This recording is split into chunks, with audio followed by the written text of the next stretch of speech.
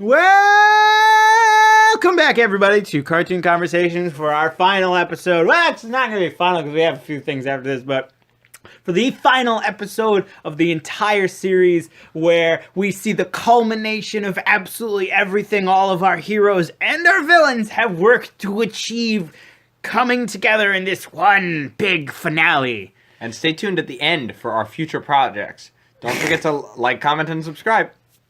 Our future projects of will Elliot ever finally finish making that cabinet? Find out next time. The answer is no. Spoilers.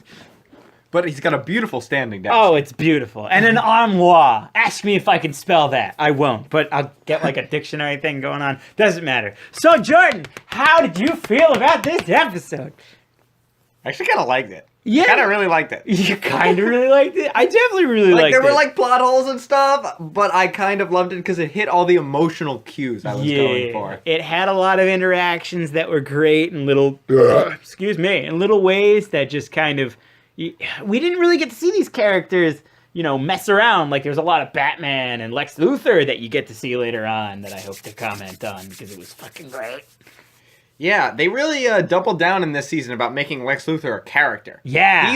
He's more of a main character than some of our original 7. Yeah. Martian Manhunter isn't in the second half of this season. Yeah. It's almost like Lex Luthor took his place. Huh. You say that actually kind of makes sense. I would agree. It makes kind of Mr. Terrific took the place of, head chancellor pretty much. The manager. Yeah, no. Chancellor. It was, Mr. Terrific might have been better at the job than Martian Manhunter. Martian Manhunter's an original 7, but Mr. Terrific, his decisions were good. He was smart. His decisions are good. You can't see this grin I have right now. And his decisions and ability to speak English were pretty great, but Mr. Terrific did not have that don't talk back to me stare. Yeah, I think he was definitely, it was a little more of a democratic league with him in charge, because he wasn't Martian Manhunter. No one messes with Martian Manhunter. Oh. Green Lantern doesn't mess with Martian Manhunter. Bitches were gonna get smacked when Martian Manhunter was there. When John was trying to say, you can't do that, I'm dating her, all that crazy stuff will happen. And he just slapped him down. Yeah, pretty much. It's no, I'm the leader. Shut up. This is happening. Yeah. Here we go. All right, so let's get into the episode. We start with our big question of the day. Oh, yes, we forgot. Like I said, I love this episode because it hits all the emotional cues you're looking for. But what loose ends would we have liked to have tied up with a finale if we had a 6-hour finale? Oh, don't get me started. A 6-hour finale? In limited time, I mean. Oh, okay. Unlimited time. What loose ends would we fill in? Holy shit, Jordan. Yes, I know. The whole season is only 6 hours. I'm yeah. What is this? The ending to Mighty Number 9? Hours. What? I said the whole season isn't even 6 hours. Yeah, Jesus Christ. But if you had infinite time. Infinite time. We start our episode with previously on Justice League. Listen to our last podcast for that. Yeah, there you go. And then it goes straight to credits, which they've done the last time. On the first couple ones, they had a cold open and a last time. But it seems their strategy... A cold open? The scene before the credits. It's called the cold open. Oh. And, but they haven't done that in a while. So this is just their MO now. Right. So their MO now. It's not now and then on. It's now and that's it. Yeah. So, this is effectively the end of the DCAU. I think the Zeta Project went on for a season after this. But the next year they put on The Batman. Right. Which was a good show, don't get me wrong. Oh, but it was also the end of the DCAU. Right. So, which is kind of sad. But at least they're coming back with It ended with such a bang, though. With all these crazy new TV shows going on, you got... There was a while where you had a second golden age of television when you had Batman the Brave and the Bold. Oh, God. That Green Lantern show. That animated Green Lantern Young show. Justice. Young Justice! All on at the same time. Started. All fantastic, all canceled. Yeah. And they canceled all of them in one year, and they gave us... What is it? That Batman show? Yeah. Oh, Beware the Batman. Beware the Batman. Oh boy. Teen Titans Go. There are a few good ones in Beware the Batman. Teen Titans Go, I feel like, is a conversation for another day because I honestly don't mind. The fan base is very split on that. Yeah. I think it would, if we have time, it would be interesting to have us do a blogger heads on that. A blogger heads, yeah. Or maybe I will get the camera working and we could do a vlogger heads on it. We'll see. Oh, Jordan, you're stretching the boundaries there of natural order. So, okay. Carrying on after the baller we promised ass. at the end we would do future projects. Okay. Right. So, Superman and the Justice League walk into the promise Metro. nothing. Well, Sorry. and they walk into the Metro Tower. Superman is not into this working with the Legion of Doom plan. He's been burned before by Lex Luthor reforming. Remember last season where everyone believed in Lex, and then he turned out to be the same evil Lex he always was. The same piece of crap, but he had cancer, so he was just toning it down because he had cancer. He wasn't even toning it down. It was just part of a really great evil secret plan. A ruse, if you will. I mean, like, I feel he wasn't really making a big plan. It was just the fact that suddenly he had more power, and he didn't realize that it was Brainiac that was pushing him the entire time. So He was played a little bit. Huh? I said, yeah, he was played. Yeah. Yeah, I mean, it takes a lot to play Lex Luthor. Well, yeah, it was because he just Brainiac is a lot. Yeah, Brainiac is a lot. By the way, at the end of this episode, we're going to have to talk about levels of intelligence again. Oh, yeah. Because they make no freaking sense. Well, I mean, you got to look at Lex Luthor and understand that he's got a lot. No. It Makes no sense. What was his plan in Red Sun? To double the economy? And then step 2 was to do it again? No. Step 1 was to double the economy twice in like 9 months. Right. But that was only step 1 of his evil plan. Can we do step 1 again? Yeah, right? It's like, I feel like step 1 was really great. There's no more poor. So, double the economy. Lex Luthor explains how they survived. Sinestro saved them, which, by the way, how can Sinestro's ring shield defeat Darkseid's Omega Beam? Well, the thing was they had Sinestro and it showed what's her name? I always forget. Kala? No, the other she's kind of like the pink. That one. Oh, Star Sapphire. Yeah. Maybe 2 power rings can stand up to an Omega Beam. Think about maybe Darkseid directed it on the ship and he figured the vacuum of space would do the work for him. Yeah. I also pointed to the screen that we're looking at so none of y'all could see it, but whatever. Yeah. So also they also edit Orion out of this. Did they? Yeah. Orion was originally in the shot. That's really funny. You can see there's a gap. If you look in the very beginning, oh man, there's a weird gap, and that's because Orion used to be there. But they thought it might be too complicated since he's Darkseid's son, and they didn't want to have to explain his backstory. Right. That makes sense. Yeah, if he was like if he would start talking about Darkseid and crap. Yeah. So Lex Luthor explains how they got there. Basically, music continues. There was a mother box. They knocked out a guy from New Genesis, right? Who was there to save him? Came in, tried to give him all a hand, his mother box, and they stole his mother box. Hopefully, not leaving him to the cold void of space. But they are supervillains, so yeah. Pour one out for that guy. Do we know who that was? Yes, but I don't remember his name. I recognize him, but I didn't think to look it up. Right.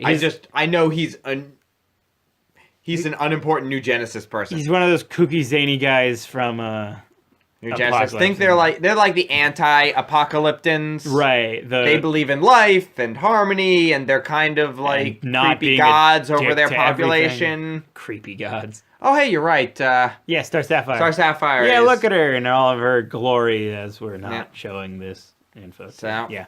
There you go. He comes in, dude comes in, saves the day. Bing, bang, boom. All right, so they're going off.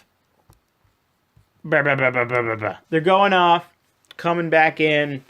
Lex Luthor's explaining all the terrible details of how they got there and all the fantastic. That's the thing. His voiceover doesn't say that they knocked the guy out. Right. He just says he helped him. Yeah. I love that because Superman, he can't see what we're seeing. I mean, I feel like Superman got the gist of it. Superman probably on some level knows that guy was not Yeah, not given a hearty thanks and a free meal, but a slap on the ass and a good job. Lex Luthor is painting himself in the best light. Let's just say. So then Mr. Terrific announces that the invasion has started. Oh yeah, it's code red all over the world, literally. We see invasions of Tokyo, Paris, Beijing, Washington, D.C., and it's presumed that there are more. Lots of cool places. So, the major cities of the world, although offense taken that New York isn't on there. Seriously? Well, although maybe it was too close to 9/11. Maybe imagery of New York being attacked and leveled might have been too harsh. Well, maybe they were doing a thing with Metropolis instead of New York. You're right. They did do Metropolis, but I guess they never show New York. Yeah. In the DC universe. Yeah, it doesn't exist because Gotham and just Metropolis. Gotham and Metropolis, right. Which I always imagined was like Oakland and San Francisco. Right. Except they each have about 8 million people in them. So I would always imagine they would have to be very far away from each other to maintain that kind of level of difference. Yeah, no, it might be more like New York and San Francisco. Right. But here's the thing. Yes. Neither Batman or Superman seems like a West Coast person. Like, they both seem really East Coast. I don't know. I actually feel like Superman would be more West Superman Coast. is Midwestern. But, I mean, Metropolis, like, Jimmy Olsen, Lois Lane. Come on, Lois Lane in the second biggest city in America. She seems like that is too small of an ocean for her. I don't know. I feel like she would be totally fine. I feel like Superman's in the big, bright, beautiful world that is San Francisco. While, Batman's in the dark, gritty... Is in New York, in the sketchy area of New York at midnight. Yeah, exactly. But... I mean, they're both in New York because, Yeah, exactly. But, so Mr. Terrific announces that the invasion is here, so... They've all begun to fuck over the world. Yeah. Are you ready? That's, we might say, ideal. I also like how the Blue Devil makes an appearance a couple times. Yeah. They talk about how the Blue Devil did this, the Blue Devil did that. I like him. He's got a great character design. Yeah. You should Google it. Aztec's here. I've got a big fondness for Aztec because he has, like, every superpower. Right. Surprisingly, every superpower. So, on the Watchtower, Hawkgirl calls for an emergency teleport. All of the superheroes that they had easily available models for are summoned. Quick, draw all these character models really fast. So basically, we've determined that there's probably about 100 to 150 people in the Justice League. We see probably 40 to 50 people. Right. Because that's what we've seen so far, and they're just reusing character models. They haven't introduced a new character for this because it would be too expensive. Oh, yeah. The animation in this episode. We're going to talk about this a couple times, but how many characters they have moving in the background. Right. They saved so much money for this because the backgrounds never feel static. Right. Except for only one or two minor points in this episode, they always have like the capes flapping in the wind or something that cost a lot of money to animate in 2005, but just gives it so much of a dynamic feel. Right. It's great. I really enjoyed every little moment when there was war going on. Not because I'm a sadistic fuck, but because of the fact that there was so much to view, so much to take in. All of the superheroes were fighting the parademons, and there was just, each one was doing their own little thing, which was pretty impressive. Yeah. The animation was really great, especially during the fight scenes, which are really hard to animate. Hoi hoi, indeed. So, on the Watchtower, Hawkgirl calls for an emergency teleport. And this is where what you were saying earlier about how Mr. Terrific not having the gravitas of Martian Manhunter The gravitas. shows.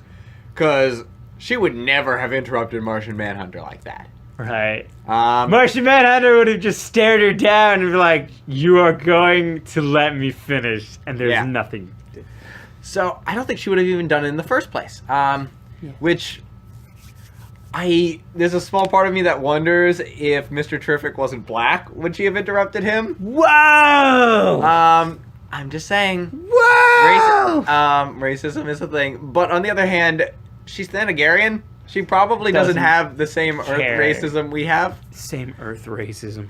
I don't know. People are more willing to talk over and interrupt minorities. It's a very proven phenomenon. It's called microaggressions. It's not like racism. No, it's just I get it. Microaggressions. I understand. But, I was there.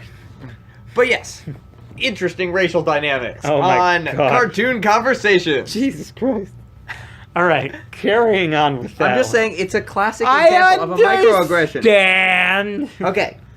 So team after team teleports into Earth. It's too many superheroes to name. Just know it's totally awesome.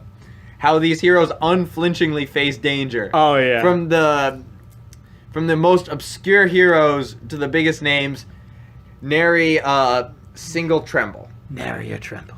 I do absolutely love as they're going from the full out, like all out brawl scene. You do see the Question. He's in it. He's in it. And he's hitting them with his car. Yeah. That is so cool. Few people know how to use a car as effectively as the Question. Oh my God. That He was is practically so cool. Speed Racer. There were a bunch of them about to surprise attack one of the people. And then He just hits 3 of them he with a just car. rams them all with his car. And it's not like a souped up car. It's just clearly a car he grabbed and hot wired. Oh man. Like, I don't know. I think that's Clearly Betty car. from Missoula was What? missing her car. Oh my God. I mean, like, and then the one comes down, like, over the roof, and he just punches it in the face. They make the Question so cool in this series. The Question is really just the best. If they made the Question into, like, one of the series they had now, like the Arrow or fucking Flash, He I would think be the best. It would be 'Cause so cool. They make all those shows so unnecessarily dark. Yeah. But the Question is a guy whose face was burned off by acid. Yes. So Was the it? dark. In some universe. Oh, okay. In this universe, he just does it to hide his face. Right, Because right, remember, we found out he was a redhead. Right, A right. very bland-looking redhead. Yeah, very bland. But Blending McTron. he would work so well in this. Everything must be dark atmosphere. Everything must be dark. Rapists, Arrow- murderers, Arrow everywhere. must go on a brutal killing spree. And Gang violence. So, okay. So, in the Metro Tower, the superheroes are going to lock up the Legion of Doom Must not make joke pre-invasion. about Metro Tower. It's fabulous. It's fabulous, damn it. So, the Legion of Doom, not into this plan. Oh, very much not so. It's about to descend into a fight Descend. when Batman points out they're getting invaded by Apocalypse.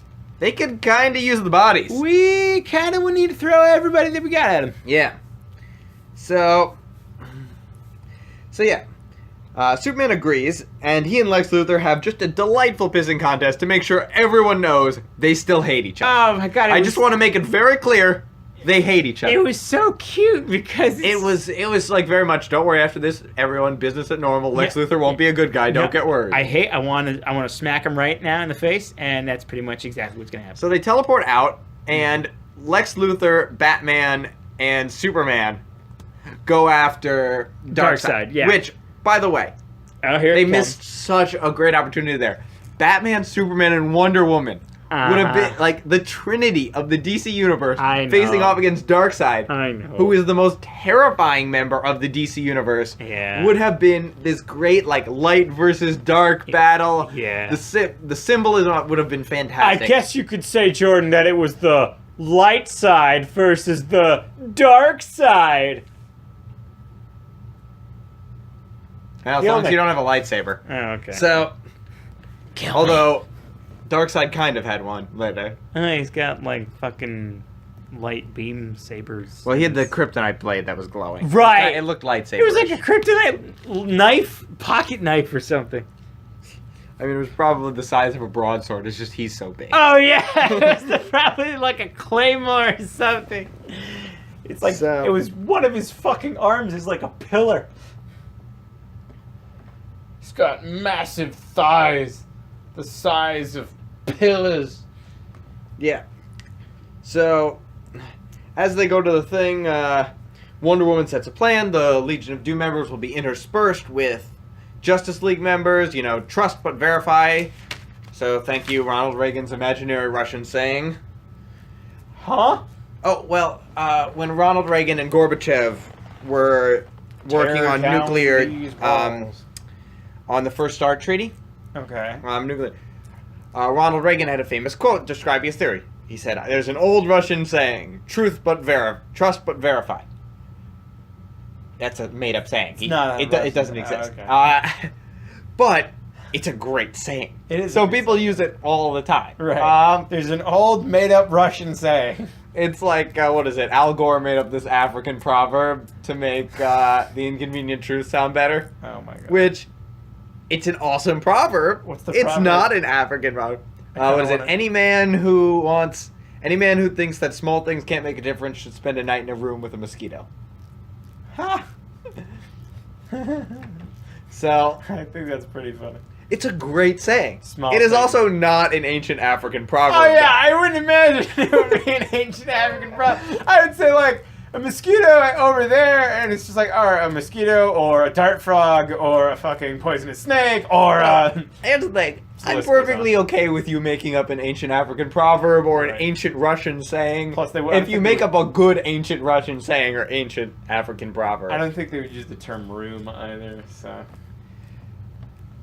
Yeah, a mud another pie. reason why it was clearly made up. In 30 Rock, they made fun of that, actually. did they really? Yeah, the Al Gore, like actual Al Gore's on the show, he goes, Really? There's an ancient African proverb I just made up. Oh that my says-" god, that's so funny! I never saw that. Yeah. I gotta look that up. That's really funny. Go watch 30 Rock. Yes. Carrying on. I actually kind of want to use that saying now. That sounds pretty cool. Yeah. Small things, mosquito. So, yeah. So, then they send out the teams. Superman, Lex Luthor, and Batman go to Metropolis and Darkseid. And then we have a montage of superheroes we love bravely teleporting into battle. I can't list them all, but some highlights. We got Star and Stripe.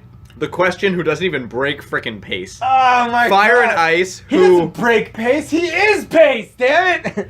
So, it's so cool. The people with powers can't compete with him. Yeah. He's so good. He will fucking drive a car into you. He will drive a car into interdimensional demons. And it will be Jeff from Mineola who is cheating on his taxes. Oh my god. And that will cause Jeff from Mineola to be caught for tax fraud. Wait, what? I'm so lost. Oh, he's going to do double duty by hitting you with the car. Oh, okay. He's also going to have revealed a secret plot by the Illuminati to have Jeff from Mineola not pay taxes. Okay, I was like So- totally lost in that. Forgetting the So, question. yeah. So, I'm just saying right now, Earth probably misses the space cannon. The giant space cannon that was dismantled could have been really useful right now. Right, they're like, like- how about instead of sending a team to fight Darkseid, you send a laser that Yeah, it's like a massive blast of energy to fight Darkseid. Like Followed by a until Superman it grows fist. arms. Yeah. Yeah. Like, come at you, boy, come at you. like the Fighting Irish leprechaun. So, Isn't that delightfully offensive? whatever. So, Well, I mean, at least it's not. Is it? What do you call it? The So- Redskins. yeah, at least it's not the Yeah, Redskins. at least it's not the Redskins. So, Hawkgirl, Commander Steel, and Atomic Skull go to Washington, D.C. Green Lantern, The Flash, and Giganta go to Paris. Star Sapphire, Wonder Woman, Shining Knight, and Vigilante go to the Great Wall of China because I guess they wanted to mix it up and they wanted to destroy the world in a rural Hold on area. Hold on a second.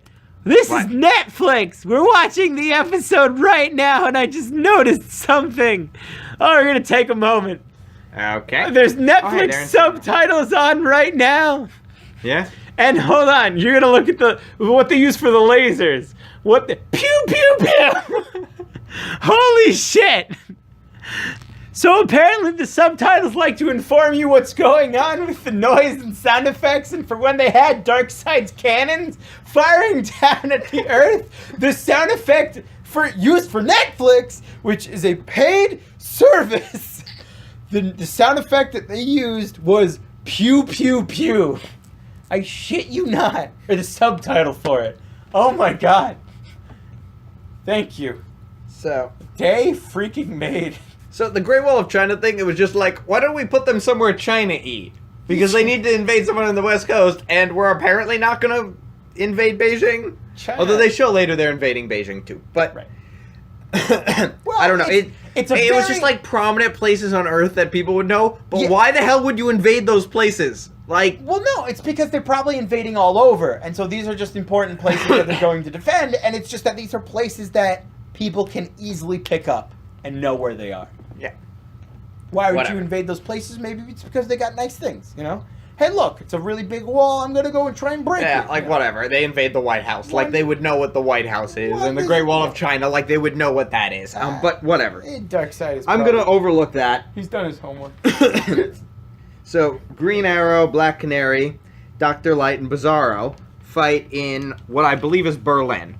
We're not 100% sure. It doesn't have any monuments there, but I think it's Berlin. Sinestro, Hawk and Dove, Creeper, The Question, and Captain Atom fight in another city. I couldn't tell which one this is. Probably Tokyo. Toy Masters and Star and Stripe all are there. Star and Stripe show fantastic teamwork. It's stuff's happening all over the world. Star and Stripe are so cute. Like, oh my god, they're the best father-daughter team ever. Yeah. They must have like the best father-daughter dances. They have like pre-planned dances out where they just like show up all the fathers and daughters. Pyrotechnics coming out with pyrotechnics, and then at one point Stripe hops out of his suit and then the suit dances with them. Oh my god! And then he hops back into the suit. They do like a boogie step or something. That would be so cool, and I think I would probably just start vomiting with joy. That would be an appropriate reaction. So well played. So we cut back to Metropolis now, where the flagship awaits. Lex Luthor, Batman, and Superman defeat a horde of the Parademons. So I do enjoy how you have Lex Luthor with his like Gatling pistols. Yeah. Of lasers, Gatling laser pistols or something that have no clips, apparently. You can shoot as many as they want. They're lasers. They've got a battery. He's taking out as many. Well, sure, whatever. They're what do you call it? They're Mass Effect. They're Mass Effect pistols. Mass Effect 1. Because, Clearly Mass Effect. Yeah, no, they don't reload or anything. So he's just shooting out these parademons and apparently can kill them as quick as Superman's lasers. Which is pretty nifty, I'd say. You know, I would understand that's a thing. So Lex Luthor asks them what the plan is, and Batman helpfully says, "We're gonna beat people up." Hey! And then Darkseid's gonna come out. Then we're gonna beat him up. No. That is what you might call not a Batman level plan. That would be what you call a Superman level plan. Yeah, I think that's a good line for it. It's a Superman level plan. It's not like Captain Atom bad. Oh my god. But it's definitely not up to Batman standards. They've actually done a very good job in this show making Batman come up with good plans. Really high And it's a standards. shame in this final episode they don't have a good plan. But, you know, they had very little time to work with, and I'm not sure there would really be much better out there. I mean, like, with the strength of Superman, he doesn't really have to come up with good plans. He can just kind of do whatever the hell he wants, because he is Superman, and he's got all the strength of a freaking god. And he's dumb. And he's just... I don't even fucking know. Okay. That whole Superman versus Goku thing, I don't know. That's another thing we could do. I don't feel like I want to talk about that, because I'm just going to get so butthurt. Okay. So, the plan is pretty simple. Batman, they beat up the minions until the big gun comes out. It works, despite Lex Luthor's naysaying.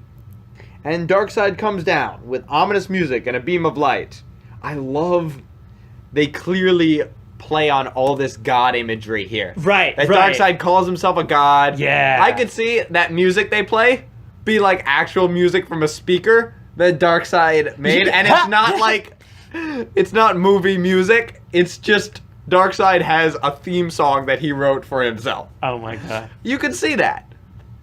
I definitely feel like, you know, all of a sudden Darkseid has he animates a speaker like right next to him, clicks the button to go. I still can't get over the fact that they're using pew pew pew as fucking these.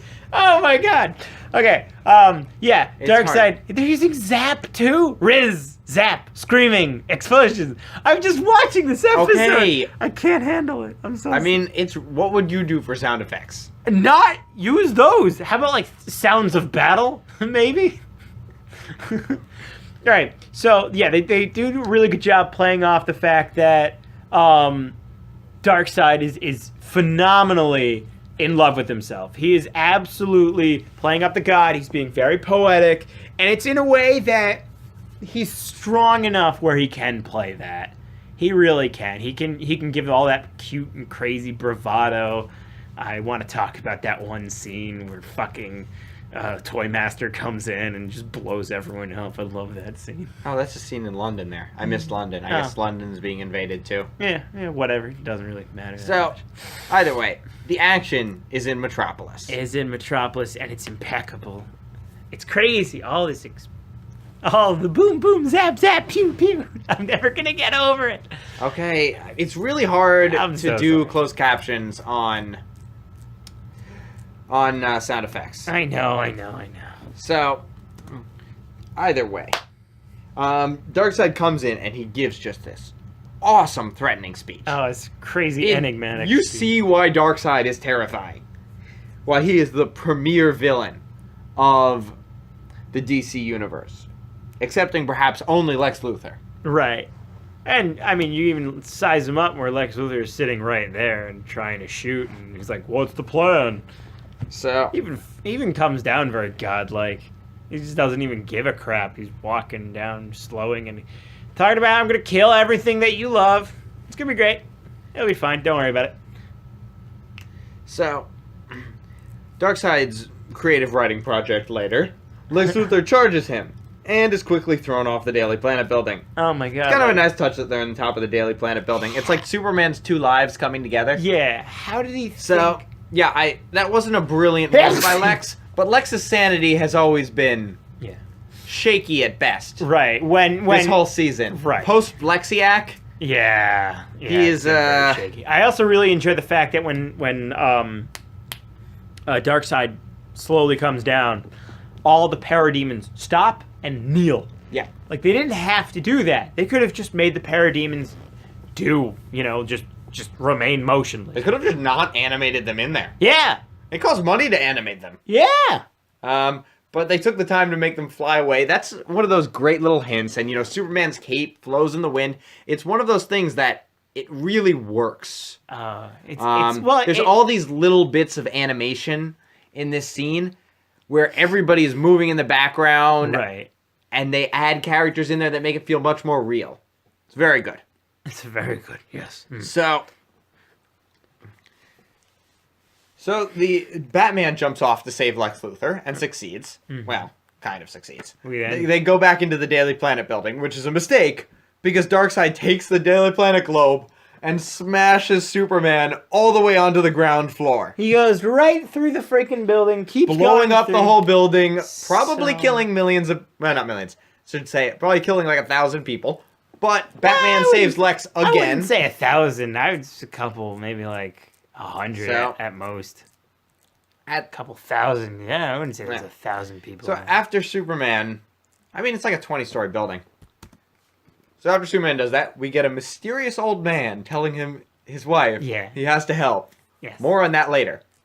So... Because he doesn't show up again. We then cut to Steel, who is in... China? No, what? He's in France, I think? Tokyo. He's in Tokyo. Hey, yeah, I missed the big letters saying Tokyo. And he's communicating with Mr. Terrific, who lets us know that they're magma tappers. Basically, the plan is to turn Apocalypse into Earth. To turn Earth into another apocalypse. You missed that. Some crazy shit's going down on Earth. He's got all these cameras up showing huge machines are fucking up the Earth's crest. Kind of like what was going on in the very first episode, remember? Huh? Well, I mean, the very first episode of the first series, when when they were gonna change the planet's ecology to block out the sun because the white Martians. Yeah. Oh, those were white Martians? Those were white Martians. Those are white Martians, okay. White Martians are evil. They're really evil. In the new Supergirl show, they're compared to Nazis. Wow, really? Yeah. Oh, shit. They make a very strong parallel between Nazis and... Except they have like Green Martian concentration camps and stuff like that. Except for Miss Martian. She's pretty cool. She's cool. Do they have her actually in that? I'm hoping they bring Miss Martian into Supergirl. That would be so awesome. Because you could have a great character arc of Jean forgiving a white Martian and mentoring a white Martian.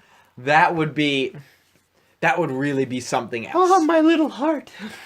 Because any scene with Martian Manhunter in Supergirl is just an A+ scene. Yeah. It really is. It would be cute. Yeah. So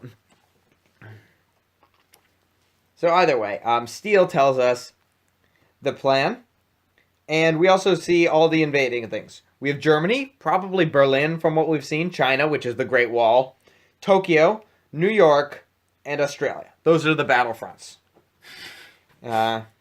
Places where you can easily understand what they look like from a couple pictures. Yeah. So it was kind of nice they told us where all the invasion was. And we see the machines. They're these like really cool purple looking things. I love the design on them. Oh yeah, they're very apocalyptic, of course. They're very apocalyptic, yes. I love the design of Apocalypse. It's kind of like a crazy, like techno medieval punk thing going on. But the machinery itself has a lot of it's got like pipes. It's also very steam techno punk-y. It's weird. There's pipes. There's levers and tubes and shit going on, and it just works. It's such an odd imagery kind of set, but it just works. It's so interesting, and the colors too, very bright. Very yellows and the purples and the oranges. Very bright, contrasting color with like the dark backgrounds. Yeah, interesting. It's very well designed. Yes, I do believe Darkseid has a touch of artistic genius floating about that homicidal mind. He's the Picasso of apocalyptic. What was Hitler's art designer? Didn't Hitler have like a fashion designer? I think he was a painter briefly. Well, Hitler was a painter, but like Hitler had a whole room in just 2 hours. Just two coats. 2 coats. Yes, I love that scene. And he was a dancer too, right? Yeah. He would wipe the floor with Roosevelt. Was that it? Yeah. I love that scene. Oh my god, the producers was so funny. That is just a classically good. I've been listening to the music for so much lately. It's great. It's good music. So, Mr. T puts out the order to destroy the magma tapper, so Earth doesn't turn into an apocalyptic wasteland. Yeah. Good order on Mr. Terrific. Yep. I would say above all else, that was his best decision. Do the thing that doesn't blow up Earth. Good. You know what would be really useful right now? What? A giant space laser. A giant I can destroy one. Seriously? I'm just saying. I don't know, Joe. Would have been useful. And if Martian Manhunter had just had the sense to describe it as a space laser instead of as a space laser with the power of a small nuclear weapon, they might still have the fucking thing. If he didn't describe the whole fucking nuclear weapon. And if they'd been a little more upfront with the government about that they were building it, but that's a totally different story. I don't think they were upfront with the government about anything. They were not, and that was part of the problem. Yeah. Okay. They didn't talk to their daddies. This is why you talk to people. Yes. And when you don't, you get a Cadmus trying to kill you. Yeah, and you get fucking Shazam not joining the group anymore. So. You know what would have been cool if we had seen Shazam fighting around here, too? It would have been cool, but he quit the league, remember? Yeah, but he's still a hero. Yeah, no, it would have been nice to see him, but he wouldn't have been fighting in a coordinated way. I mean, you saw Hawkman in the beginning coming in. You're right. Oh, yeah. You saw Hawkman. You're right. So it wasn't only league years. Yep. And they had the frame for him because they'd already animated him. Yeah. So I don't know why they didn't have him on there. They could have just had him like a real quick second saving someone. Yeah. Like saving. He's one of the most powerful people in the universe. Yeah, he's freaking strong. He's a main member of the League in the New 52 animated universe. Oh yeah, he is, and he's one of the only people that can technically beat Superman because he has magic. I always thought Superman would win. I mean, Superman would win usually because of the fact that Superman is bullshit, but Superman would have trouble beating him because that Shazam has magic. If you had to put somebody against him, you'd probably pick Shazam. Okay, so Cheetah was fighting Superman at one point in Batman Brave and the Bold. But that kind of worked. That's Batman Brave and the Bold. Yeah. Because she was using magic. So Hawkgirl short circuits it, but it electrocutes her. So Hawkgirl managed to destroy hers. Sorry, I forgot. I skipped this line. Hawkgirl is going. She's hitting the machine, trying to short circuit it. Mm-hmm. She's found its weak point. And then she's stabbed in the back by a javelin 2 seconds after she has Atomic Skull. Right, I love because that. Atomic Skull is the worst. I was really hoping someone would have said, Atomic Skull, if you had, I don't know, done your job, man. You had one job. One job, yeah. But, I mean, they show the coordination between the villains and the heroes here, and I do like that a lot. Yeah. They go out of their way to show Atomic Skull following orders and carrying I was like earlier in this episode, Atomic Skull threatened Wonder Woman. Right. And look, dude, you got beat up by Wildcat. Yeah, you got Wonder Woman ain't in your league, dude. Wonder Woman ain't in the league of the guy who beats you up in high school. Right. Oh my god. Wonder Woman would fucking shit. Yeah, she is multiple leagues ahead of you. I don't know, apparently not. You're playing Little League, she's in the MLB. If Roulette can control her, maybe not. Okay, that episode is just stupid. I know. We're making that episode non-canon in my mind. Yeah, that episode didn't make any sense. So whatever. She's saved by Commander Steel with a cap-like shield throw. Oh my god! It was a nice little reference to the Marvel. But you heard like the slice. Yeah. It sounded like that guy's head was chopped off. Well, the shield is probably the most powerful weapon of the ancient world. Of the ancient world. So I always used to think when they said a strong defense is a good well, because you can hit someone in the face with a shield. Yeah, no, but the best defense is a good offense is because you're attacking, so they have no time to you don't need to defend. That's the term. It's not that you would use a shield to bash someone up. I mean, in fighting, it doesn't make sense. You're much better off with a good defense. But okay. Sorry, fighting with pointy objects, I should say. Yeah, well, I mean, Spartans used their shields in incredibly elusive ways. And just warriors of the ancient world in general. Oh, yeah. Romans, too. If you watch that show, Deadliest Warrior... Oh, my God! Guy with if you just handicapped it like this, the guy with the shield wins, you were right 98% of the time. Oh, they should bring that back and have, more crazy. That was a good show. Yeah. Although at the end, it was just, people with guns shooting at each other, and I was like, I don't care. Right. The ancient warriors against each other was cool, the Cherokee versus the gladiator, and the Spartan versus the ninja. I felt like the Cherokee versus the gladiator was weird. It made sense for why the Cherokee won, but when you had this show going with the gladiator was huge and the Cherokee was fucking 4 feet tall, it's like the gladiator was gonna eat him. No, I thought they made sense. The Cherokee, I thought the gladiator would win it first, but the Cherokee definitely was right. The right choice once they explained it to me. So, Hawkgirl manages to short-circuit it, but it electrocutes her. And this time, Atomic Skull saves her. Yeah, he's got her back. They hide behind a little trench, and the thing blows up. And Atomic Skull goes, woo! Yeah! That was so funny! Because he's a hilarious frat boy. Yeah. I love how they clearly make our frat boy. He's got his hands in the air. Yeah! He's terrifying to look at. This guy once fought Superman. Yeah. And now he has no dignity. Oh, I don't think he ever had dignity. He is a flame. I wonder what his backstory is in this universe. I feel like he would have had a really interesting backstory. What, Atomic Skull? Yeah, about how he is what he is, why he's a supervillain. Because he doesn't seem to have anger. Usually supervillains have all this anger. But he seems like he's just he's just in it because he seems to just enjoy life in a way supervillains just don't. They're also dour, and he's like, I'm Atomic Skull. He's atomic. He's like, what else can I do besides be a villain? I might as well just embrace it, I don't know. I feel like there's something of a hero in him. There's something in a hero. If he had been surrounded by the right people. Yeah, if you pointed him in the direction. Sinestro. Lex Luthor, these people are going to be evil no matter what situation you put them in. But they want to seize power in as many ways as possible. Atomic Skull, Catwoman, these people seem redeemable. Atomic Skull looks like he just wants to crack heads in this situation.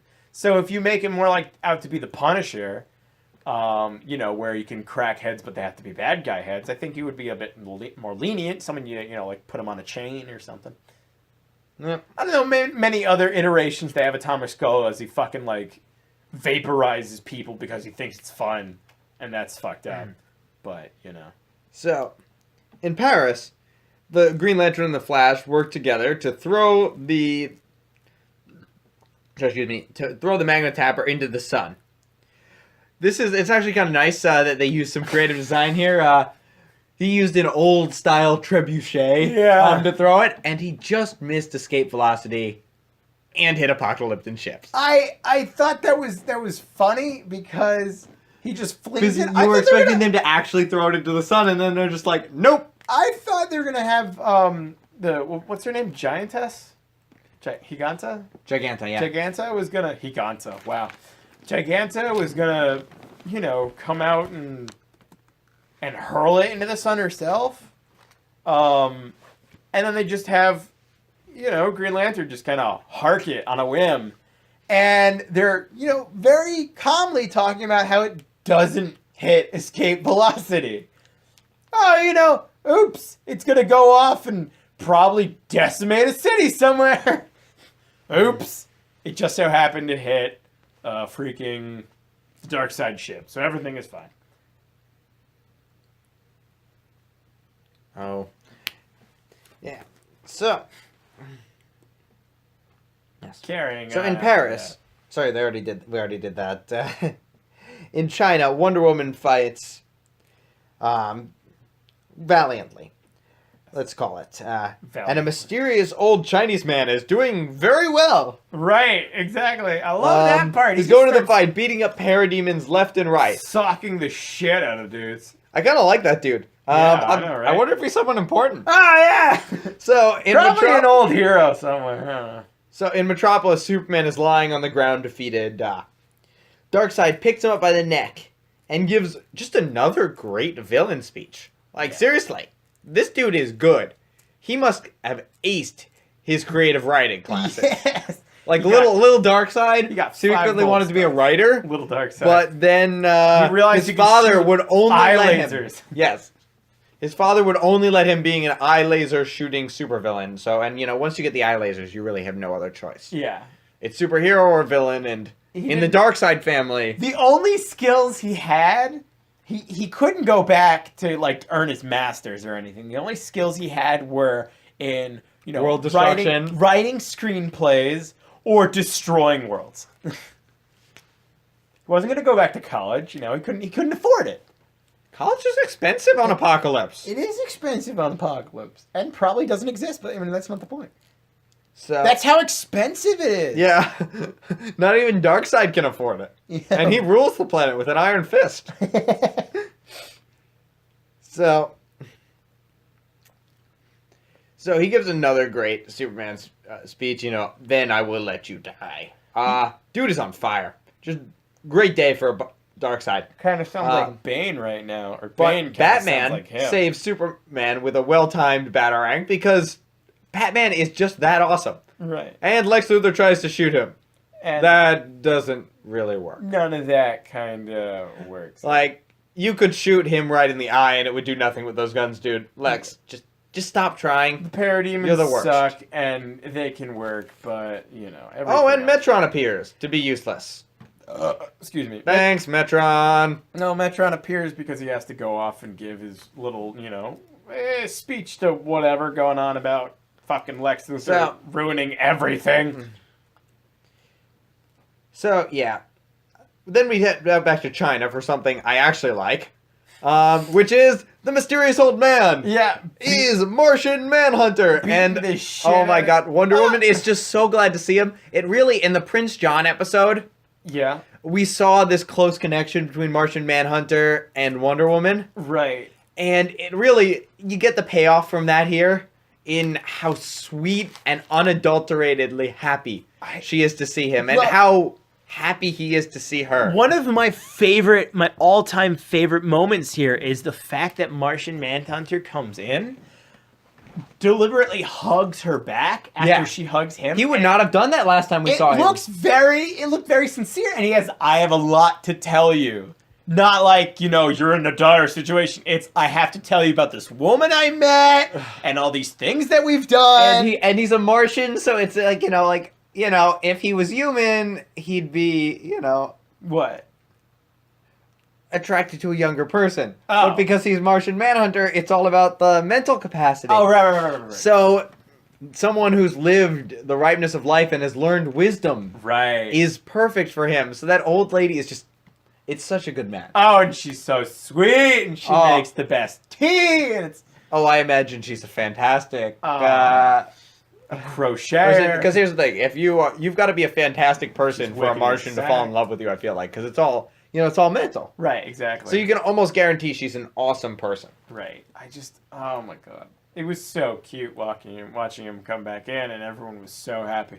A note I wanted to make, going back to a lot of the different interactions between heroes and villains that we see, there's a moment where Lex Luthor offers Batman one of his blasters, and Batman shoots it away. He says, "It's not my style." I love that little quick That was moment. great. Yeah, little moment. We also get a nice moment where Zatanna defeats some parademons. That was nice. I always like to see Zatanna. I wish she'd gotten another episode. Yeah, that was pretty crazy. Preferably another episode where you made Batman sing. You made Batman sing. She comes in and she freaking launches a nuke at 3 of them. They get obliterated. It was nuts. So Batman, although he is technically weaponless, is not defenseless. Yeah. Oh yeah. He grabs a parademon spear and he's back to work. Oh my god! Like Seeing Superman's in trouble, he uses the thing as a freaking vault, and then kicks Darkseid, saving Superman again. Oh my god! Which is freaking awesome, by the way. Batman has now saved Superman's life twice in about 10 minutes. And then Darkseid shoots an Omega beam at him, and Batman becomes the first person ever to dodge it. Right. Which, there's some questions about that, because at one point in the series, he shoots an Omega beam at Superman, and it misses. Does it? It does, in Superman the Animated Series. Oh. But there's some argument about whether or not Superman was actually trying to he was actually trying to hit Superman, or if he just wanted to do fisticuffs.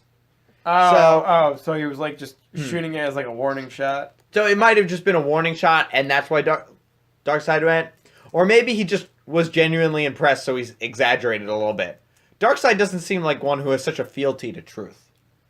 What do you mean? Like telling the truth? Yeah. He seems like he just like, when you're a god, you can just kind of contort the facts to fit what you want. I feel like what he's saying was more of that no one's dodged it, like no basic human, no man has dodged it. Well, he's a super being, or he's never intended not to. He's never had a moment where when he has intended to kill someone, it's been like that. So, I feel like Darkseid is actually very honor bound. He seems like someone that would honor someone's treaty, would honor someone, or he does everything. But he breaks a treaty at the beginning of this episode. He does? What do he you had mean? a treaty with the gods of New Genesis not to invade Earth.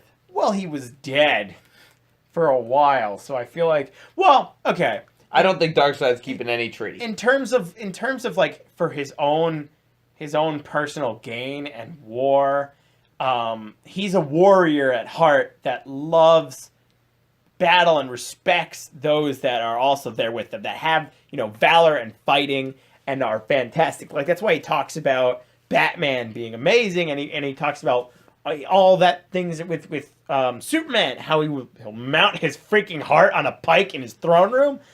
That's because he honors Superman. He's Superman's his biggest fucking rival, man. And he wants to kill Superman. He really, really wants it. He honors him. Did you ever see, I can't remember which one it was, but there was an animated one with Supergirl coming in. Yep, I know which one you're talking about. Batman, Superman. Batman is the one that saves all of Earth because he threatens to blow up Apocalypse. He threatens to blow up Apocalypse! Oh my god! How does he sit down with balls that big? Oh my god! Yeah, that was a really great movie. It was the they had three world's finest movies that they've made. Batman, Superman, Public Enemies was one outside of that, and then they had two that were in the same universe with each other. It was I don't remember off the top of my head, but they have two very good ones, and the second one was where they introduced Supergirl. Threatens to nuke all of Apocalypse. Yeah. What the fuck? So, in this show, the superheroes are in a bad state. Batman might have dodged the Omega beams and certain obliteration, but he's not out of the blue because the explosion sends him into a corner where Darkseid could kill him. And Darkseid starts to approach him, but Superman distracts him. Right. Using his last remaining strength. By punching him in the face. Grabbing his ankle while, like, writhing on the floor. Superman? Yeah, it was a really heroic thing by Superman. He saves Batman. Oh, right. After by distracting him. And Lex Luthor, he takes a look at Lex Luthor, and Lex Luthor's like, fuck this, I'm jumping off a cliff. I love that. That's safer than getting Darkseid's attention. Well, Darkseid says that was a great strategy, because it's like, you knew you're not going to be able to dodge it, so just run away, you know? Yeah. So running away isn't for cowards. It's for those that understand strategy. Unfortunately, Superman's heroic choice leads to some more beating of him. Oh, yeah. He raises him, preparing to break his back, a la Bane. A la Bane again. You know what? I feel like they did a lot of Bane from Darkseid, if you think about it. He does look kind of like Bane. Well, they made that whole situation where he was saying, you know, after I've done all of this, then I will allow you to die. Then I will allow you to die. I think it's like... I think you have my permission to die. The sweet, merciful embrace of death or something like that. It's a great line. Yeah. So... At the bottom of the cliff, Lex Luthor berates Metron for being useless. Because Metron is useless. Metron, in his chair. Metron will continue being useless, but then Lex Luthor points a gun at him, so he agrees to help. Because Metron is the worst. Metron's like, I'm going to continue being useless. Lex Luthor takes out a gun. Metron's like, all right, I changed my mind. But let the record show it was my choice. Yeah. So, Superman's being beat up more. So, Batman saves him again, 3 times. And he distracts Darkseid. So, in the saving lives column, Batman 3, Superman 1. Right. So, and before you say anything, yes, this is a competition. Oh, God damn it. And Batman is winning. And Batman's winning. Batman's always winning. Just like he won in Batman vs. Superman. Spoiler alert. Oh, shit. Doesn't he die in the end? Or, well, no, doesn't even die in the end. He, like, almost dies. Oh, no one dies. He has a heart attack. And so, whatever. He distracts Darkseid, so Superman can get a punch in. And now Superman is free. Superman lives in a world of paper mache, and with Darkseid, he can cut loose. It's a badass fucking speech that is in every Superman versus Darkseid continuity, and I love it. Every time they do that. Wait, do they really have the same speech? Or it's not the same words. It's just like a little. But they have a speech to the same effect, where Superman basically says, "I'm in a world of paper mache." The gloves are off, and then he starts beating up Darkseid. It's in every single adaptation. I mean, it's very Superman. It's very cliche to have it where it's like, oh no, I was just kind of holding back, or you can't have Superman lose, but the way that they represent it happening, it's just, Darkseid just suddenly starts getting the shit kicked out of him.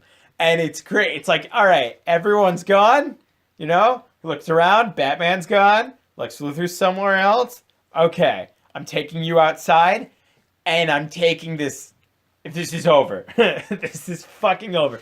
But the best part is, it starts with a couple punches, and then he starts talking, and Darkseid's like, you know, you're just saying words. Superman punches him through 7 buildings and then meets him at the end and spikes him down. Superman has that one fucking wind-up punch that breaks some kind of sound barrier or something, and it was so necessary, because right then you knew it was gonna be good. Yeah. It was over. It's done. I just gotta point out, it's awesome. Batman tries a chokehold on Darkseid. Right. Like that would work. But, I mean, what else can you do? You just gotta distract him to save Superman. So... Oh, my God. He now Darkseid has made an impact crater. He's hit the ground so hard. Yeah. But he's still ready for more. Superman goes in to try and get the kill, but Darkseid hits him with an agony matrix, which is just... Can we talk for a little bit about what a brilliant idea an agony matrix is?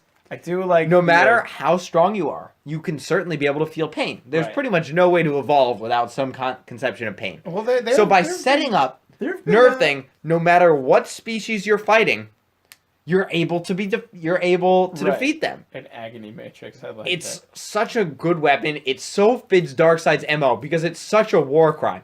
It's such cruel, unusual punishment. But what does Darkseid care? Right. So, I do really like the idea of it doesn't hit you because of the fact that it's really powerful or something. Yeah. It hurts you because of the fact because that you're human. well, it hurts you because it goes into your pain receptors and just starts fucking with them. Yeah. So it's a science to making you hurt. It's a torture device. And I imagine Darkseid, in creating it, has made himself immune to it too, so it's so brilliant. Yes. I do So- kind of enjoy the fact that he's like, I'm going to talk about it, and you're not going to understand what I'm talking about. But this is merely so everyone can understand what's going on. Well, it's like Darkseid. It fits his character to taunt and explain. Right. So, it kind of works. I don't know. I felt like it fit him. Yeah. He's been writing compositions Yes. the whole time. So, Well, he was back in Apocalypse, getting his battle. Everyone was getting ready, and he's sitting in his. he's sitting there hunched over his desk. Yeah, By right. candlelight, writing sonnets evil and whatnot. speeches. Evil So- speeches. With Metron, we reveal the Source Wall. Yes. It looks like Go a back. whole bunch of angry, Darkside-ish faces. Going back to the little bubble that belongs to, or actually, they look like Galactus. A lot of them. Galactus. Yeah, they do look kind of Galactus-y. One of them looks like MODOK, Yeah. the big They, brain head guy. Those might be references. I didn't see anything on the internet about it, but those might be references to those Marvel characters. So, Metron says only a 12th level intelligence would have a chance of surviving the Oh. Source Wall. Oh my god. And now, I think we need to talk about how fucking stupid Why? levels of intelligence are. the 12th level intelligence. They make no sense. Okay, so Brainiac is a 12th level intelligence. And we're supposed to assume from Brainiac playing Lex Luthor that in last season that Brainiac is smarter than Lex Luthor. So Lex Luthor can't be a 12th level intelligence. Well, okay. Okay. Okay. And we know that Lex Okay. Luthor is insane, which has to lower your level of intelligence. Okay. Metaton said that only a 12th level intelligence would be able to comprehend. I don't believe any of this is scientific, which is what went on. But it's levels. It has to be Lex scientific. Luthor It makes Lex Luthor went through that and started freaking the fuck out. I think it's because of his brilliant, chaotic mind that he So truly. you think his insanity helped him? Yeah. That they only sent sane people there, and a sane person couldn't comprehend it? Well, Lex Luthor has so much desire for this that he truly was able to break it down because he's one of the hungriest motherfuckers I've ever seen. Also, it's implied that no one has ever done this before, but there must be like a good 10,000 or so 12th level intelligences in the universe. Because you gotta figure, on Earth, at the barest minimum, you've got Brainiac, Amanda Waller, Lex Luthor, Batman, Mr. Terrific, You have to think, Dr. Savannah, well, yeah, and many more. You have to think about it because of the fact that Metaton he's like an immortal or something, sitting on that chair that gives him the knowledge of all of existence. If he's not a 12th level intelligence at this point, I don't think Metron is. I think they make it clear that Metron couldn't have done this. yeah, That Metron, So it's he has this omnipotence information, but it's more just- like he has a really great internet connection than he's actually particularly intelligent. That's really funny, actually. I like that analogy, but it's. I think it's more of the personality of it. You have to have an odd way of thinking instead of just the highest way of thinking.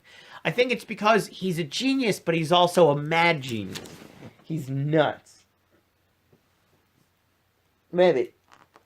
So, I like the idea of his insanity helping them. I think it makes this moment make a lot more sense. Right. Exactly. So that's a great point, Elliot. You think? Still, levels of intelligence make no sense. You're- Either way, Lex Luthor jumps into somebody's eye, and lights surround him, and he screams. So, Yeah. things are going well. Things are going fine. How are you?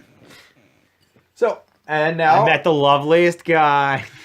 His name is Darkseid. He's a conqueror of worlds. He'd be perfect for my daughter. Oh my gosh. So, on the ground, Superman is screaming in pain. less good. Yeah, less good. So, Darkseid is impressed with his valor and probably secretly a little bit fearful of Superman. So he's rethought this letting Superman suffer and being the last to die plan. I don't know. And I don't think. I think that that was a lot of. Well, Superman's killed him once. Pontificating. I think that was once again him just explaining in a very funny way. He brought out the kryptonite thing. He's like, all right. So you think his "you'll be the last to die" thing was poetic license? Poetic license, yeah. Okay. Although If Hitler was a painter, I guess Darkseid can be a poet. I would understand if he was afraid of him as soon as Superman was just started kicking the shit at him. He's like, all right, I'm gonna have to kill you now. I'm not gonna hold your corpse or hold your near lifeless body in front of the rivers of blood. But there you go, whatever. So Darkseid takes out a kryptonite blade to cut out Superman's heart. And then Lex Luthor appears in a crisp power suit. Oh my god! And by the way, I'm not talking about a green. To be. I'm not talking about a green and purple suit. I'm talking about black and whites, baby. Oh my god! Isn't he great? He's wearing a damn boardroom suit. Oh my god! Like a badass. He's about to go drop the hottest meeting business plans. deals. Oh yeah, the business deals. He is always closing. He's making all those deals. Always be closing. Always be closing. Glengarry Ross. So that was a good movie. Darkseid takes out his kryptonite blade. He's gonna cut out Superman's heart. Lex Luthor appears in a crypt suit with pocket square. Fucking pop. What? With a pocket square. I'm looking this up. He has a nice little pocket square. Nice little pocket square. All right. So. All right. I'll let you have your little pocket square. It's a nice touch. Oh no, it's he great. offers Darkseid something he can't refuse. The The anti-life equation. The anti-life equation. And they disappear in a beautiful swirl of data and light. Oh my god. Darkseid having completed his dream, Lex Luthor having saved the Earth and revenged Brainiac. Did they ever talk about how? Oh yeah, no, he's got his the pocket. Whatever.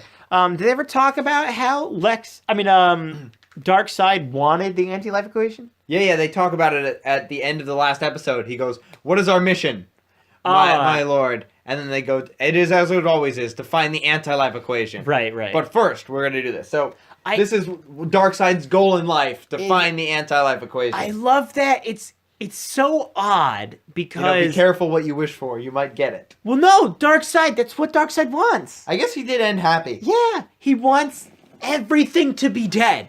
It's not like he wants, Apocalypse to rule. He wants everything to die, and it's a very cliche thing in concept where it's of course the bad guy wants to rule the world or the bad guy wants to kill everybody or whatever.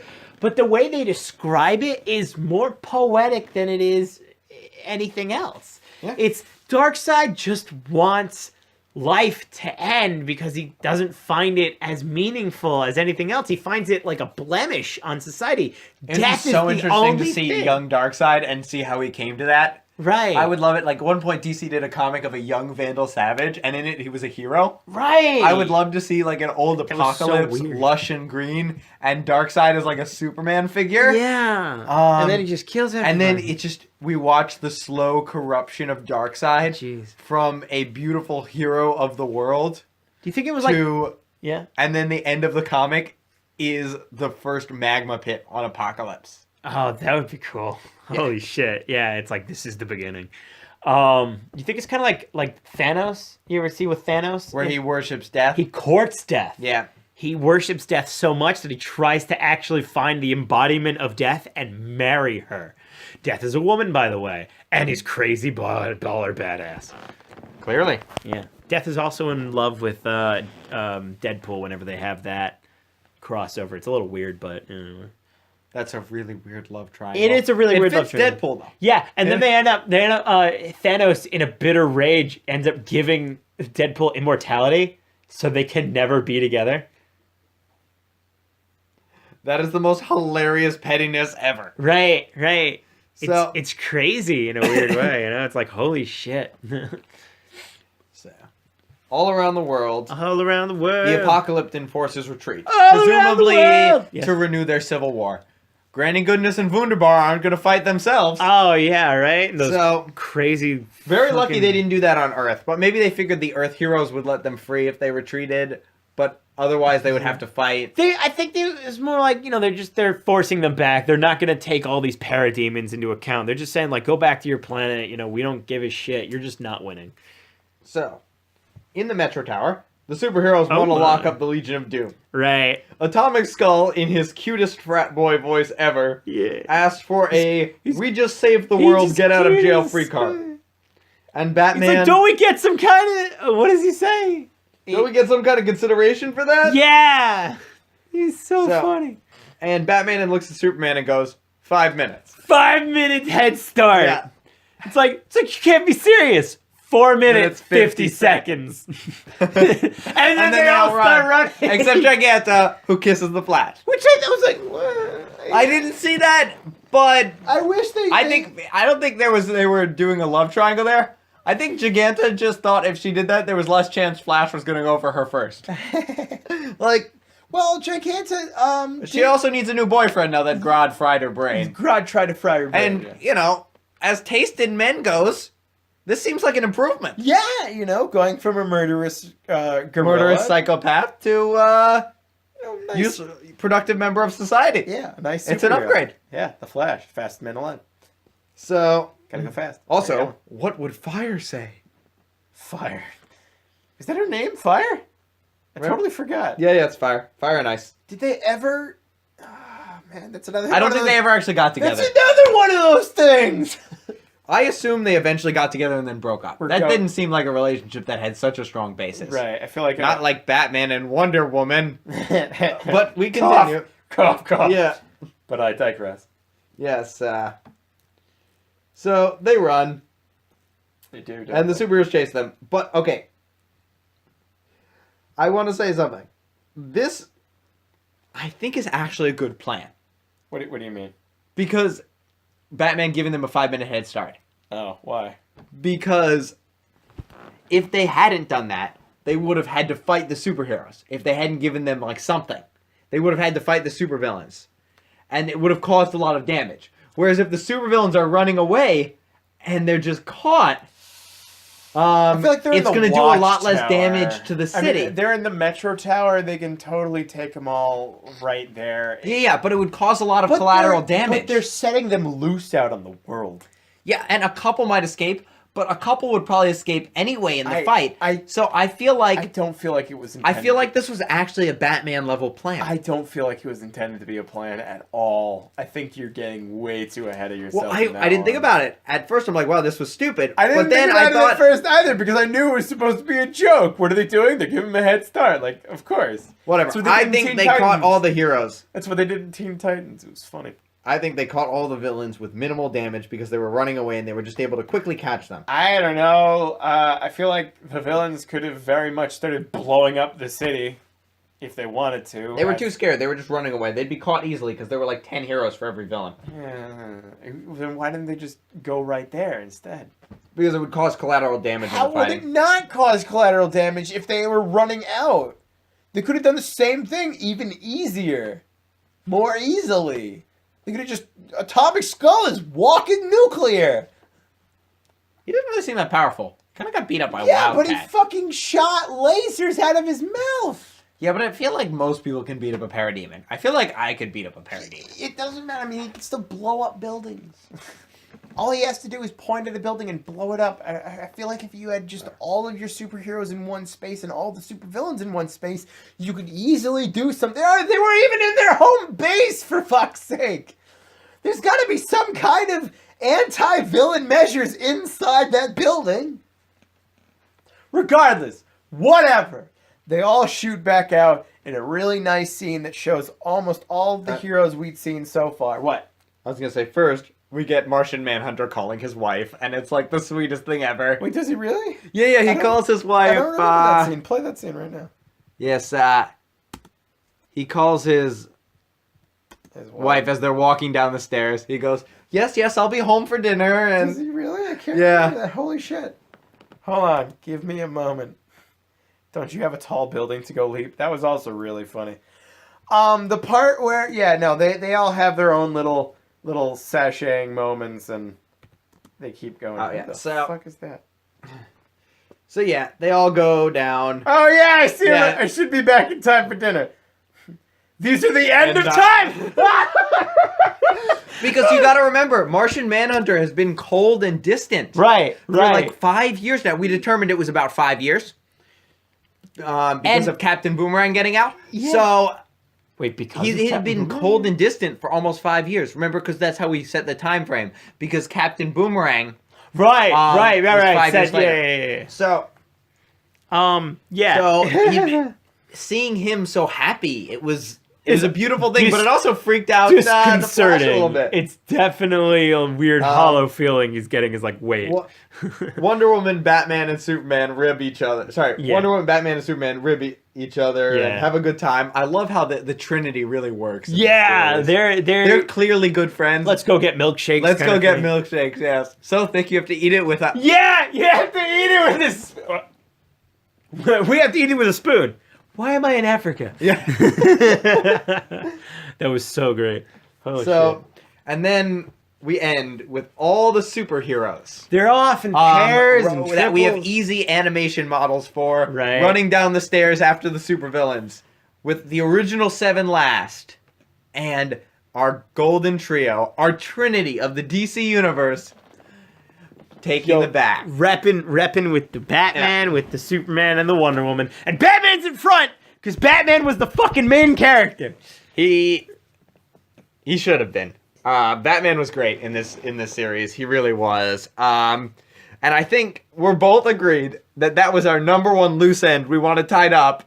Batman and Wonder Woman never got together. Oh yeah, they Why? should have. They should have Why? had an episode. Like seriously, where- at one point he goes, they're perfect for each other because any other person they date, yeah, it wouldn't work because their supervillains would target them. right. But here's the thing: know if you're Wonder a Wonder Woman, Woman yeah. superhero, are you going to target Batman to get a Right. Wonder Woman? Heck no! You're scared shitless of Batman. You're And- gonna try and go after Wonder Woman for a couple seconds. Wonder Woman's going to bust a car on in front of you with her fist, and then you're gonna leave and Yeah. go and do your taxes then, and be a good boy. and if you're a Batman villain, you think you're taking on Wonder Woman? Right. Yeah. That ain't happening. Yeah. And Joker does it at one point. in Joker Batman. does it in Batman: The Brave and the Bold. But that doesn't really count much. But that's not really canon to this. Power levels in Batman: The Brave and the Bold are off. I was gonna say they Power have level. more to do with plot convenience than they have to do with Right.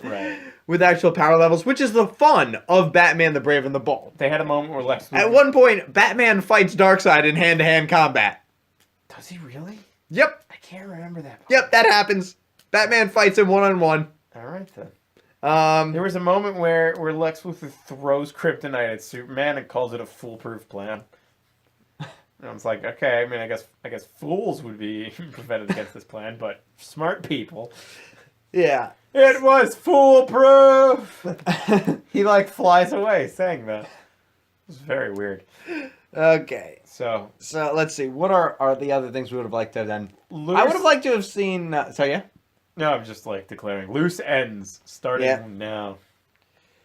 I would like to have seen what happened to the other members of the Legion of Doom. Are there just only 12 supervillains left in the world now? Yeah. These ones here? Is that all that's left? And they're most of them are going to be captured after their 5-minute head start?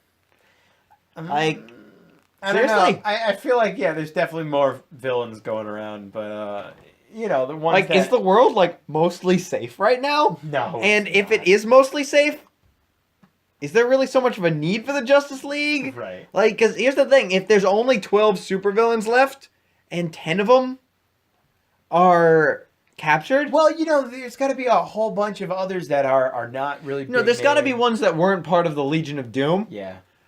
but they were kind of the C-list ones. They rounded up quite a bit. They're you're they're talking gonna- about Mr. Freeze and a couple Batman villains, and because they had the Bat embargo, so they couldn't show Batman villains. Captain Boomerang.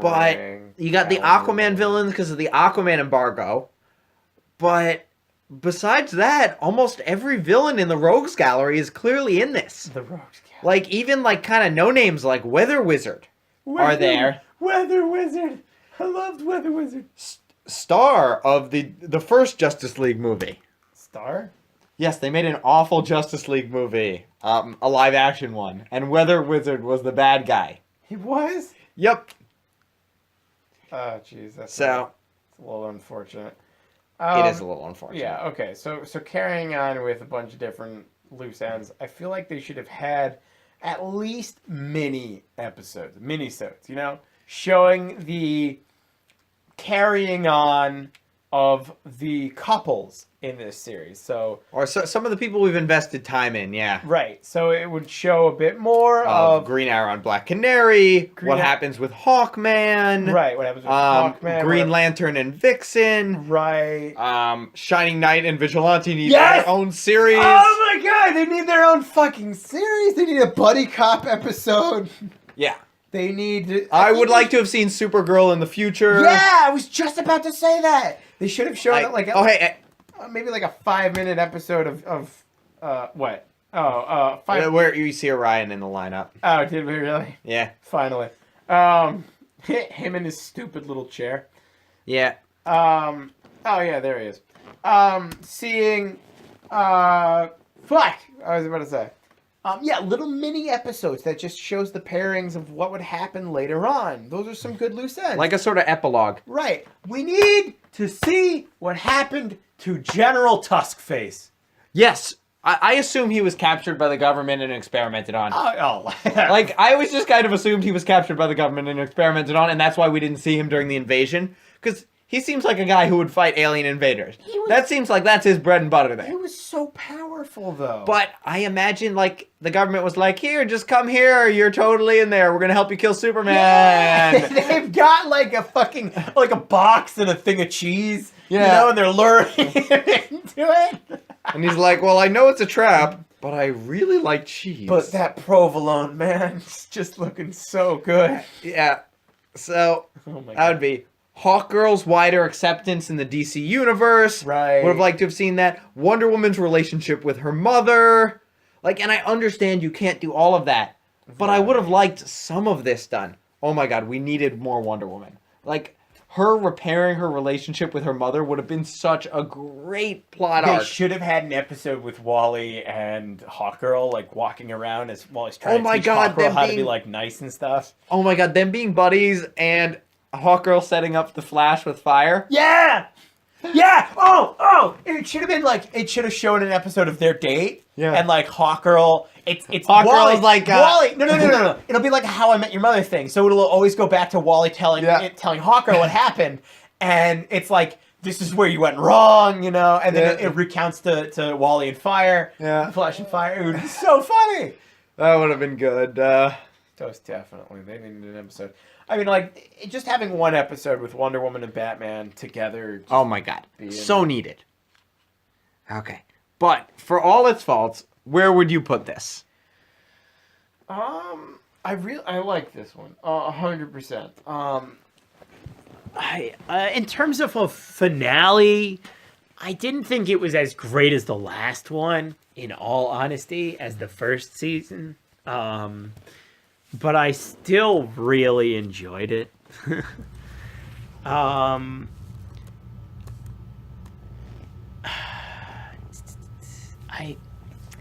I really enjoyed it. There's so much going on with it that was great. The action was great. The culmination of what happened, it capped it off really well. It did a really good job. It was a good ending. Oh, definitely. It was very satisfying. That's one of the things. It was very emotionally satisfying. Oh, 100%. That, it hit all the emotional notes it really needed to hit. Yeah. There were a few. Darkseid was evil. Yeah. He's so evil, even the bad guys teamed up with the good guys, which is always such a great ending. Right. I feel like anything after an ending like that is just a letdown. Right. Like, you can't do another season after that. That's why the last season of X-Men, the animated series, wasn't so good. Mm-hmm. Because they had just, like, saved the entire universe. Oh, yeah. And then they were fighting, like, street-level crime, and you're like, this feels a little empty. Yeah. So, I would put this beneath... where would I put this? Because, like, I mean, I love this. I'm trying to compare it to other things. I think I would put this beneath the Patriot Act. Up there. It's number 4. Okay. And why would you put it up there? Because it was phenomenal. It really was. But those other ones just had something a little bit more that I really, truly enjoyed. That's fair. In all honesty, I'm trying to, like, in comparison to Ultraman, too. Like, I really enjoyed Ultraman. And Ultraman was way more emotional than Dark Side Finale was. Oh, my God. I mean, like, Ultraman, it breaks your heart. Oh, my God, they were dying! But, I mean, like, does that make it a better episode? Just because it was stakes were just so because much it told bigger in this episode. Yeah, just because it told a better story doesn't mean that it was a better episode. Because I mean, like, this gave you so much more action. This gave you stakes. So high. I know, right? Those fucking the meat, the steaks. It was great. Jesus Christ. So I thought I was going to rate this a little higher than you. But actually, I've got it as number 6. I was looking where to put it, and I was like, okay. The obvious comparison is the Cadmus arc finale. But right. This didn't have nearly the build-up. It didn't have nearly the interesting moral quandary. Oh, no. It didn't have nearly the philosophical connotations of the Cadmus arc finale. So it couldn't be that good. Right. And then so I went down. I'm like, is it better than Doomsday Sanction? No. Is it better than Patriot Act? No. Is it better than Epilogue? No. Is it better than Wake the Dead? And that's my top tier. Right. And I'm like, is it in that same top tier as Wake the Dead? And I was like, no. Dead. But it is better than that next tier. Right. Which was started with To Another Shore, which is the PJ episode, Prince John, Martin Sheen Manhunter leaves. Right. Martin Sheen Manhunter? Martian. I heard you say Martin Sheen. Did anyone else see that? Yeah. I don't know. We'll have to find out on the tape. And that's how you know I'm old, because I say on the tape. On the tape. All right. So I've got it as a solid number 6. Very good. When I tier up these episodes, we're going to have to figure out what tier it is. That emotional It's kind of between the tier 1 and tier 2. When you tear up. Okay.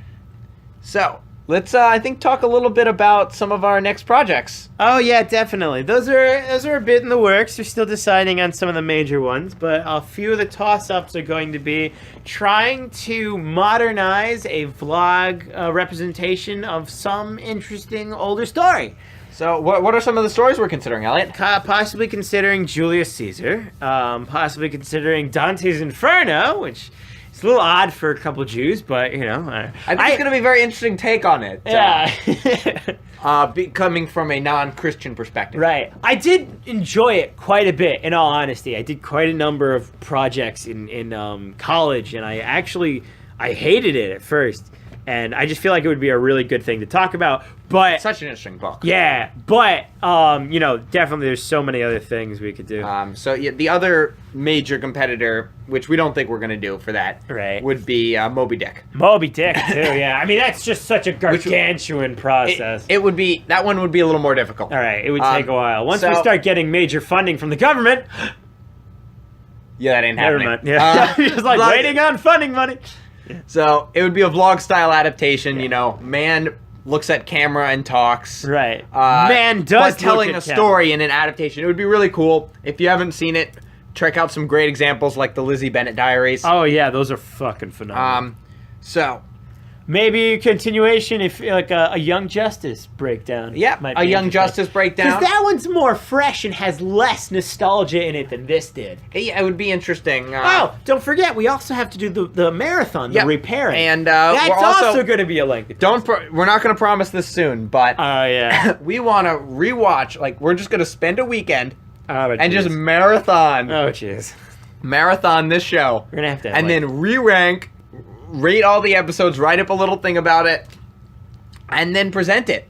And just like after each episode, maybe we'll do like a 2-minute podcast on it or something. Yeah. Just do them all. So, like a quick speed thing. Say what score this got and why, and where you would finally rank it after taking into account absolutely everything. Where would you rank it? And then maybe like put episodes into tiers and why you liked it and. Do some I think we can do some interesting stuff with it and make a good use of an hour of yours. Right. So those are some of the edits we did. Oh, and we got one big one more. we were considering doing a Nuzlocke. We have some new rules for Nuzlocke, which we have called a Nuzlocke Slugfest, where 2 people do dueling Nuzlocke. I totally forgot, but I'm really excited. So, we're really excited about that, and we hope you'll join us on our future projects. Gonna get the recording equipment for that one. It's going to be Pokemon Gold. Heart Gold. Heart Gold, right. So, a Nuzlocke, for everyone that doesn't know what that is, it's pretty much Pokemon hard mode. And it's really funny, and it's really, really emotional. Yeah, and Heart Gold's the hardest one, so there's going to be some funny reaction shots from us. And oh my god. We're going to try and incorporate some video and stuff like that. We've got some great ideas for it. It'll probably be after the web series. I can't wait to like lose my starter and just start crying. Oh my god, when your starter dies in a Nuzlocke, man. Oh jeez. That's hard. Oh jeez. I've seen men like break down. I was in college and my friends were all playing like MTG, and one of my friends was off in the corner doing his Nuzlocke, and we're just passing turns and whatever, and all I hear is no. Oh my god, when it dies to a self-destruct. Oh, it was the worst. I was like, what happened, man? Are you okay? He's like, so, are your family all right? He's like, my Oshawott just died. I was like, what are you talking about? I was Nuzlocking. Oh no. We everyone went up and hugged him. That's how emotional it got. Nuzlocking is a near and dear place to my heart. Oh my god. It's so much fun, but it's so That's harsh. I just want to thank you all for joining us on this adventure. Yeah, and the few that came with us. I mean, in all honesty, it was a few. Yeah, we weren't starting this out to get any kind of viewers, but thank you so much for the 600-700 viewers we've gotten so far, and hopefully we'll hit 1,000. Yeah. By the time this episode's posted. Hopefully. So, please like, comment, and subscribe. Yeah. And for the last time, I'm signing off. Stay beautiful.